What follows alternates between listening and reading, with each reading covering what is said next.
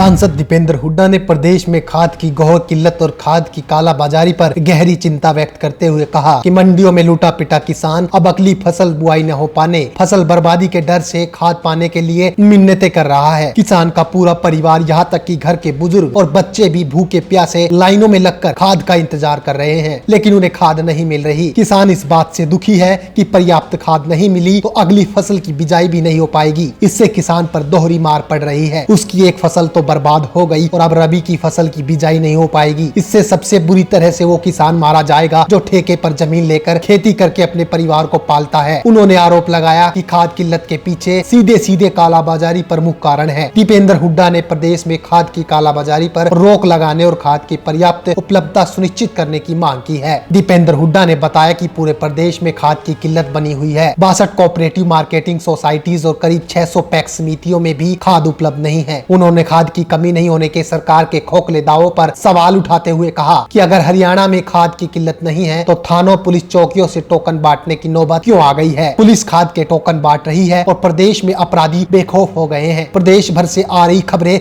सरकारी दावों को झुठला रही है। खबरों से स्पष्ट है कि प्रदेश में 3 लाख मीट्रिक टन डीएपी की जरूरत के सापेक्ष इस समय मात्र 40,000 मीट्रिक टन डीएपी ही उपलब्ध है। सांसद दीपेंद्र हुड्डा ने कहा कि प्रदेश के लगभग हर जिले में खाद की किल्लत को लेकर मचे हाहाकार के चलते किसानों को मजबूरन प्रदेश से सटे आसपास के जिलों में जाना पड़ रहा है। हिसार, भिवानी, महेंद्रगढ़, पलवल आदि जिलों में सरसों की अगेती बुआई का समय है तो पानीपत, करनाल, अंबाला जिलों में आलू बिजाई के लिए किसानों को डीएपी खाद किल्लत झेलनी पड़ रही है। उन्होंने कहा कि घर की महिलाएं चूल्हा चौका छोड़कर खाद की चिंता में लाइन में लगने को विवश है। उन्होंने सवाल किया है कि अन्नदाता से सरकार आखिर कौन से जन्म का बदला ले रही है। सांसद दीपेंद्र हुड्डा ने कहा कि सरकार खाद उपलब्ध के झूठे दावे करने की बजाय तुरंत पर्याप्त खाद उपलब्ध कराने पर ध्यान दे। हल्ला बोल हरियाणा।